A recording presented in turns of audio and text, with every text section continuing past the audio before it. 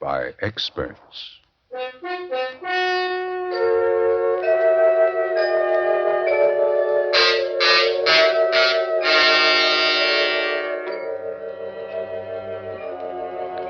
The Mutual Broadcasting System presents Murder by Experts, with your host and narrator, Mr. John Dixon Carr, world-famous mystery novelist and author of the recently published bestseller, The Life of Sir Arthur Conan Doyle.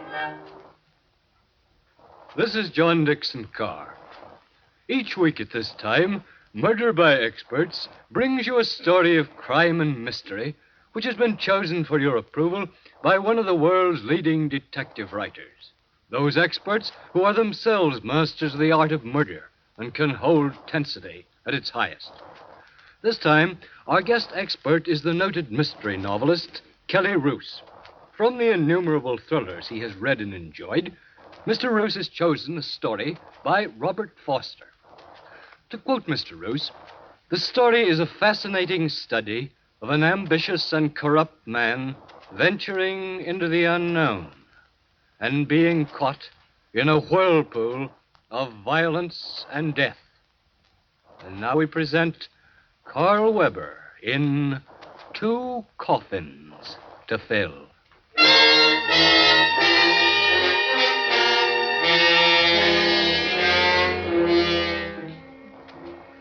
The scene, Nick's place, a popular roadhouse on the West Coast.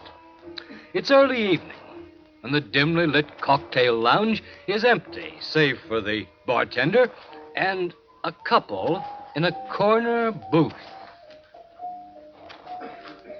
Roger, we can't go on like this. Why not, darling? I'm tired of meeting you at discreet places, of seeing you only when you can get away from your wife. Just have to be patient, Eve. Patient? It's already a year. How long do you think I'll go on waiting for you? What would you have me do? Leave her. Forget about the money. We can get along. On what? Oh, no, Eve. What do you think you'll get from her? I have plans. It'll take time, but I'm very patient. Well, I'm not. I can't go on waiting, Roger. I won't. I'm sorry, Eve. Another drink? Nothing affects you, does it, Roger? War, famine, or love. You're a man with only one weakness, money. Why is it that women can never break off without creating a scene? Why, you arrogant... Oh, what a fool I've been. All right, Roger, I'll break off without creating a scene. Goodbye, Roger. I'll have another, Steve, and put a dash of bitters in it. Hello, Thornton. Your friend left in a hurry. You're quite observant, Al. I'm a student of human nature. Nick's having a game in the back tonight. Interested? A game? Poker. Yes, since my date's walked out on me, I'll play a few hands. Tell Nick I'll be there.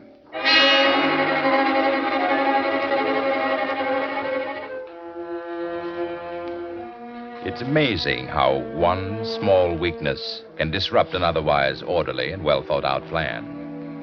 My wife, Frida's first husband, left her with a manufacturing plant and holdings amounting to something like $4 million. That's a comfortable sum of money. And I'm a man who likes comfort, or I wouldn't have married Frida. She was 40 and tired, and no bargain special in the marriage market. But I had plans. Plans that didn't include murder. Not then. I was a patient man. Patient until a weakness occurred, and I spent the night playing cards in a back room at Nick's place. That night cost me $30,000, all on my signature. Perhaps that's why Nick's gun-happy friend Al was so insistent a couple of weeks later. I was sitting at the bar in Nick's. Thornton. Yes? You busy? That depends. Nick wants to see you in his office. Wants to see me about what? I didn't ask him. Well, tell him I'll drop back after I finish this drink. Make it now. What? I said now, Thornton. All right. All right, let's have it your way.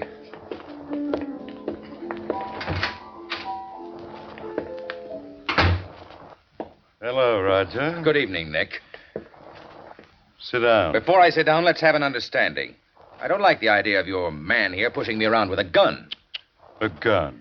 I kept it covered, Nick. And we don't want any trouble, Al. Nobody's seen me. Don't mind Al, Roger.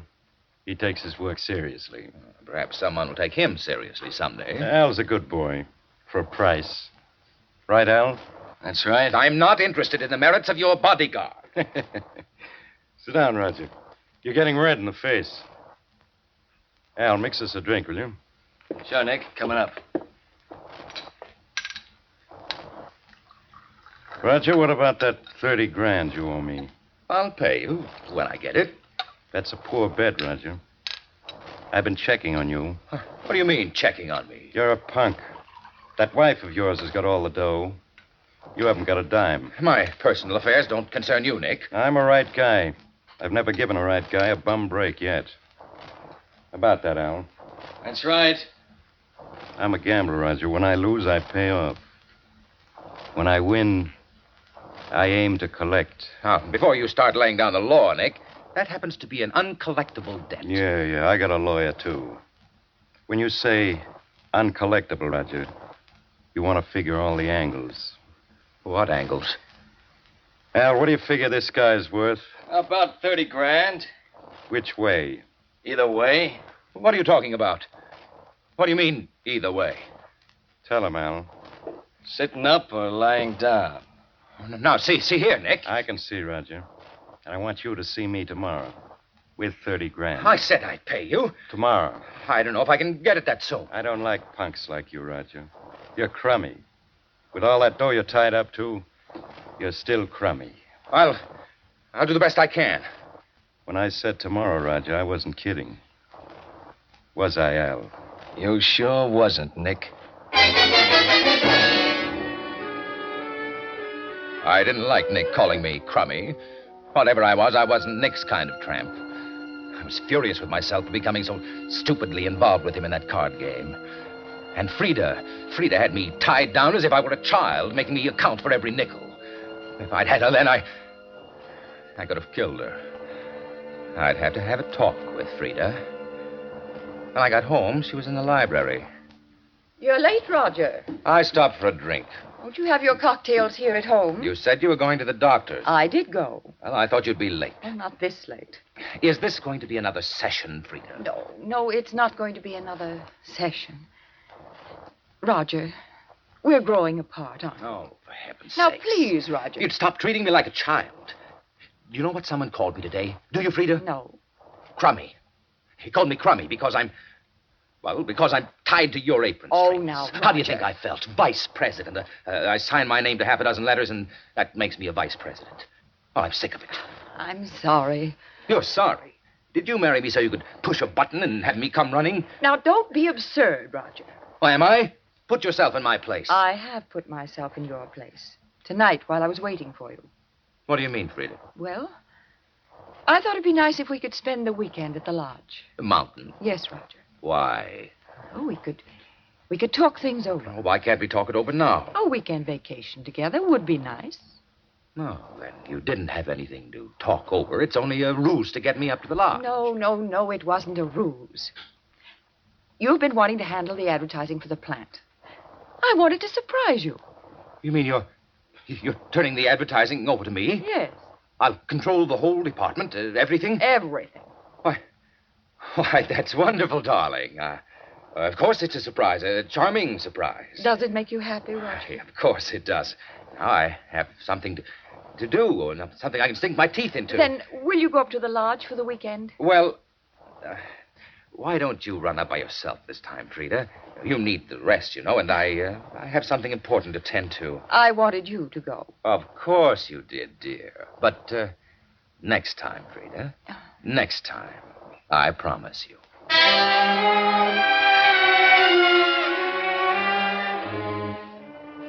Frida's act was more considerate than she realized. Having access to some funds, I could pay Nick, write it off to advertising. For a moment, I felt almost kindly toward Frida. But then, as I stared at her, long and hard, wondering if I could care for her even remotely, my thoughts were revolted. I hated her for condescending to place me in charge of the advertising department. I knew I could no longer tolerate her, standing in the way of everything I was waiting for. Not until the next day did I conceive the plan. I was ready when Nick's bodyguard, Al, came into my office. Nick sent me over. I didn't think it was a social call. I don't like jokes. You're very businesslike, aren't you, Al? I work for a living. When you work hard. And when you play play hard. Is that right, Al? That's right. Could you use, say, 5,000 to play with? I don't like chiselers. Chiselers? You heard me. Oh, you think I'm trying to buy you off because of the money I owe Nick? What am I supposed to think? I see. Well, here's a check for Nick. What do you think now? 30 grand. How do I know this is good? You're smarter than that, Al. Okay. Okay, what's on? What's 5,000 worth to you, Al? Could be worth anything. Maybe. Maybe. Nick doesn't come in on this? No. This is just between us. How hard is it? It may be a bit difficult. For 10 grand, I might see you. 10,000. Is it yes or is it no? Well, I don't know yet, Al. I'll give you a ring tomorrow at Nick's. I have to make some arrangements.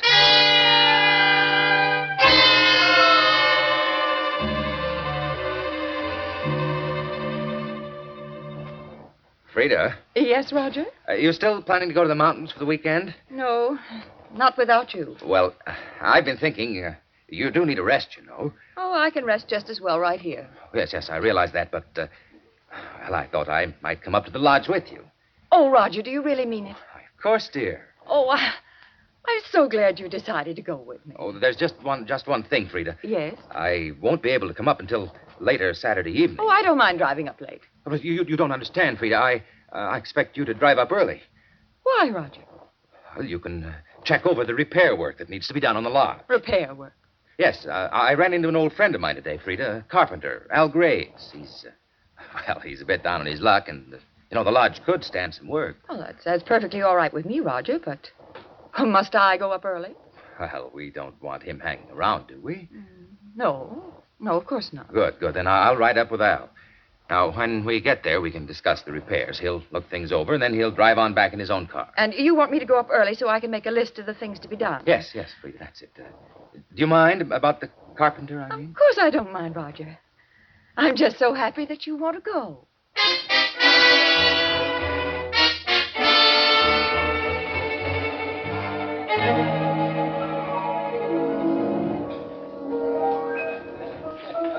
Thanks for the drink, Thornton.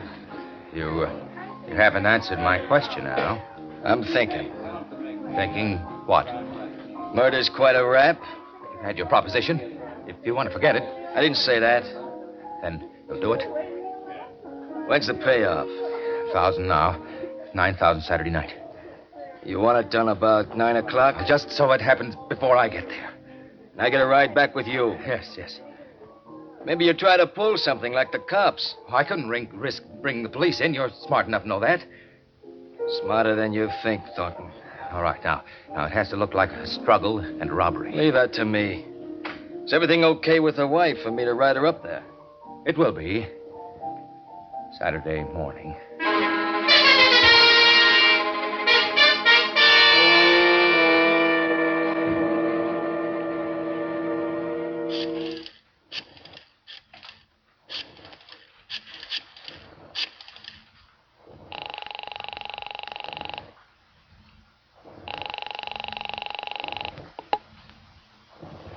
The Thornton residence? Oh, Charles, this is Mr. Thornton. Oh, good morning, sir. May I speak to Mrs. Thornton? Very well, sir. She's right here, sir. Roger? Oh, I was afraid you might have left for the lodge already. No, not for an hour yet. Frida, I wonder if you'd mind doing something. What is it? Well, Al Graves, the carpenter who is going to drive me up, Yes? his car is broken down. It's in the garage. Would you mind terribly taking Al up with you? Oh, Roger, really, He could look over the repairs himself that way. Well, when will you come up? As soon as I'm finished working at the office, I'm working on the new advertising program. Well, I suppose I could have Richard take Al and myself up in the sedan. Oh, you don't have to bother Richard. Why not take your convertible? Oh, couldn't we have that carpenter come up some other time, Roger? All right. Let's just forget the whole thing, Frida. If you wish, you can go on up alone. Now, Roger, you know that... Now, things must always go your way. Well, you'll drive up in your car? Yes. Al can use it to return to town in. Well, all right. Where'll I pick him up? On the corner of Hawthorne and Orange. Hawthorne and Orange. Yes, I'll tell him to watch for the convertible. All right, Roger. I'll see you at the lodge tonight, darling.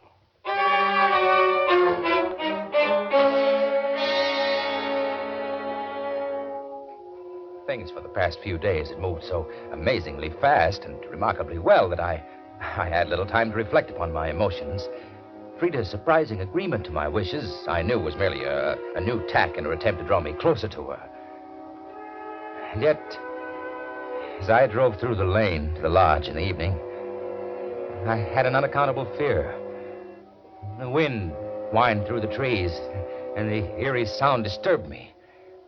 I parked the car and sat for a few moments watching the lights in the lodge. It was 10 o'clock. Al should have been finished long ago. I got out of the car, walked to the veranda, and opened the door. You finally got here. Yes. Well, how does it look? You satisfied? I said to make it look like a struggle. Well, don't it? I guess it's all right. Have you got the dough? Where is she? In the bedroom. Go in, take a look. Turn on the light. No, I can see. Satisfied, Thornton? She's partly under the bed. Yeah, she got scared. She tried to hide. I had to follow her. Shut the door. I said to shut the door. You're a funny guy. Why? You figure all this out and can't stomach your own stuff.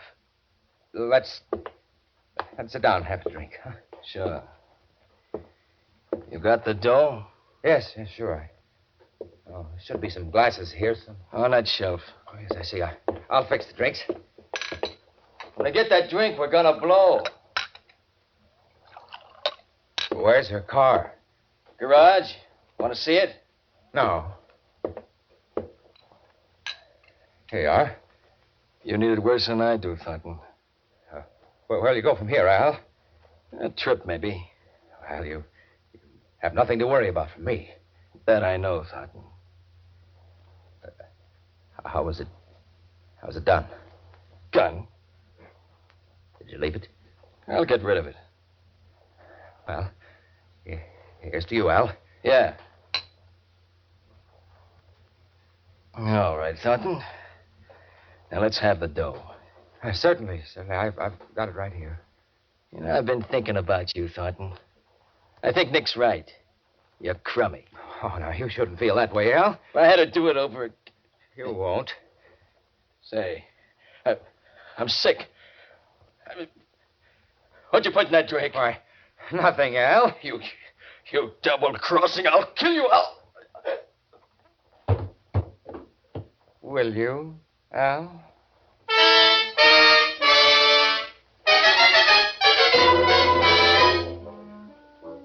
I poured some of the liquor on Al and tipped the bottle over. Then I carried him out of the lodge, across the carpet of pine needles, to the bluff 100 yards away. I placed one of Frida's expensive bracelets in his pocket, along with some money and articles of lesser value. I dropped him over the bluff and heard his body strike the rocky stream bed 300 feet below. I went quickly to my car and drove away. I drove rapidly for an hour till I passed an all-night diner. I wheeled the car around on the highway, pointing it back in the direction I'd come. Then I ran the car into a ditch hard. The front fender crumpled against the wheel and the tire blew out. I couldn't have wished anything better. This was it, my alibi. I walked a mile up the road to the diner. As I opened the door, a car pulled up. When I entered the cafe, a girl got out of the car and followed me in. Where'll it be, folks? Coffee, please. And you, mister? Coffee. Say, is there a tow truck around? Tow truck? I blew out a tire and went into the ditch about a mile down the road. And Jim Parson has a tow truck. And him and the missus went into L.A. Won't be back till Monday. Here you are, miss. Monday. Thanks. Wreck your car bad? Smashed the wheel. I don't have a spare. Oh, that's too bad. Going far? My lodge, about 50 miles up. The Thornton place. Roger Thornton. Maybe you know it. Thornton? No, can't say I do. My wife's there. But I'm sure she's all right. You don't stand much of a chance of getting a ride going that way this time of night. I suppose not. You can use the phone there, reverse the charges. No, the phone's disconnected up at the lodge. You might be able to hitch to L.A. Once in a while, there's a car going that way. Oh, that's an idea. Anything else for you, miss? No, thanks. How much? 10 cents. Thank you. Good night. Good night. I reckon the young lady didn't want a passenger. Yeah, so it seems. Say, I think I will use your phone. Help yourself.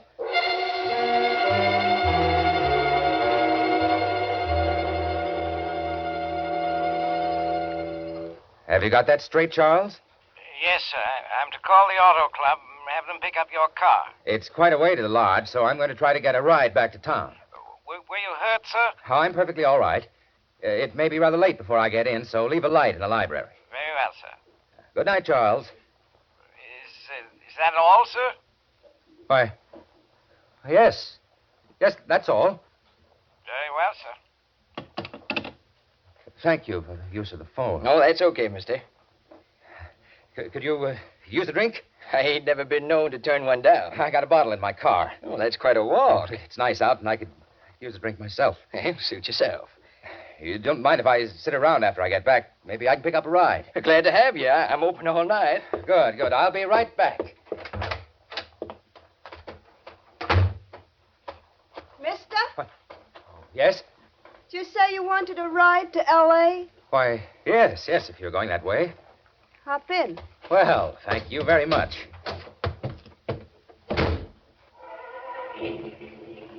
I would have asked you in there, but I didn't want to give the counterman the wrong idea, Mr. Thornton. How did you know my name? You told the counterman. Oh, of course. I was just going to get a bottle out of my car. I already got it. You got it? Sure. Nice car, thirsty girl. I had a hunch.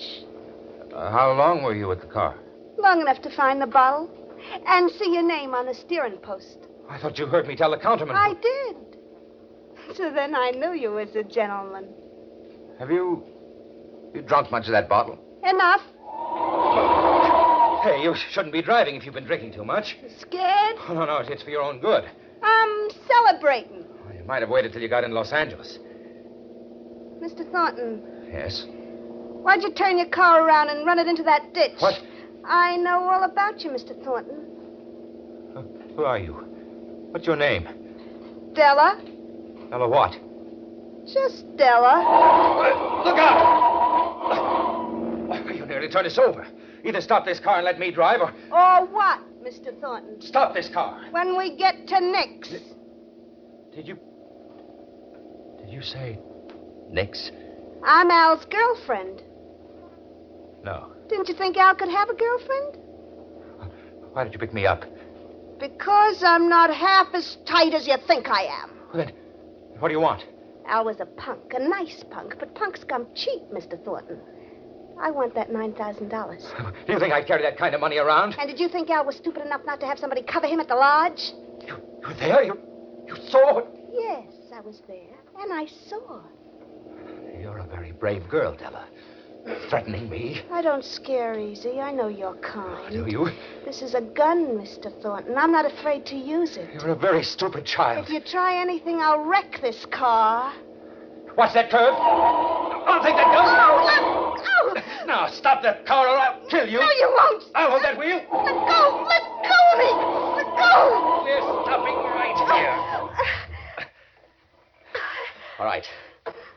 Now, get out of the car. Get out. I'm willing to talk to you. Get out. My arm. Ow. Now, down this ravine. I was only kidding you. I wanted to scare you. I didn't mean it. Must I force you? I won't tell nobody. You're my only witness. My only witness. Please, let me tell you. Let me talk to you. This will do. Wait. You've got to let me explain it.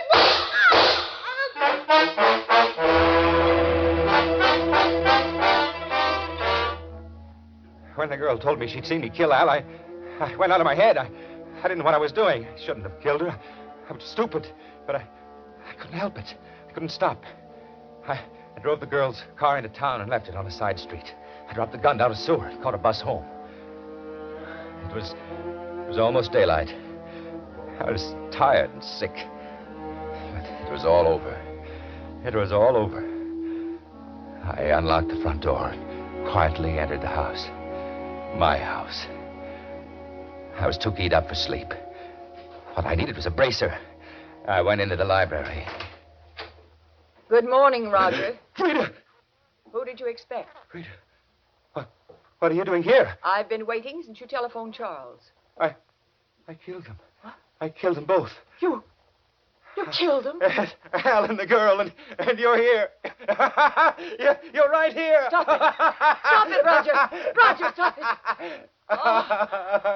it. I'm so sorry for you. I had it all figured out. I did. I had... That man, Al, the carpenter, he told me everything, Rochester. I had to pay him. You paid him? You? Then it was the girl I saw. She was in the bedroom, pretending to be you, pretending to be dead. Al framed the whole thing as a shakedown. He never intended to kill you. Oh, I'm so sorry for you. You said that. You said that. Who are you to feel sorry for me? I love you. I'm going to miss you, Roger. Love? Then why didn't you do something? Why didn't you tell me? I didn't know. I stayed home hoping you'd come here and we could talk things over before you did anything rash. Rash? You call it rash? Do you know what I've done? That's why I'm so sorry for you. You say that once more, Frida. It was greed, wasn't it, Roger? Greed for my money. I hate you, Frida. I know. And I love you. Isn't it strange, Roger? It's pathetic. What I wanted to tell you at the lodge, Roger. Or if I'd only told you sooner. What do you mean? Frida, what do you mean? I'll tell you. But it's too late now, Roger. You've killed 2 people. And you'll hang. If I let you. What are you doing with that gun? I haven't any money, Roger. I've been wiped out. That's what I wanted to tell you. You needn't have killed them. No, Frida. No. But I still love you. No. And I won't let you hang. Goodbye, Roger.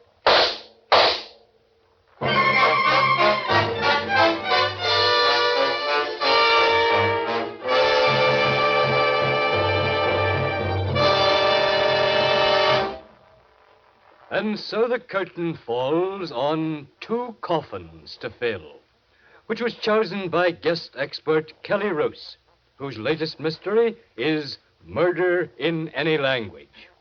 Next week at this time, Murder by Experts brings you a story of intrigue and surprise, of a beautiful Hollywood actress, and of a man who died twice.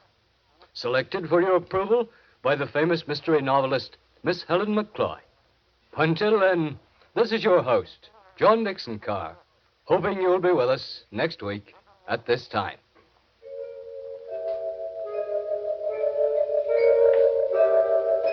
In the cast of 2 Coffins to Fill, which was written by Robert Foster, were Carl Weber, Eleanor Phelps, Jimmy Stevens, Miriam Wolfe, and Maurice Tarplin. Music was under the direction of Emerson Buckley and was composed by Richard DuPage. Murder by Experts is produced and directed by Robert A. Arthur and David Cogan. All characters in our story were fictitious, and any resemblance to the names of actual persons was purely coincidental. This is Phil Tonkin speaking.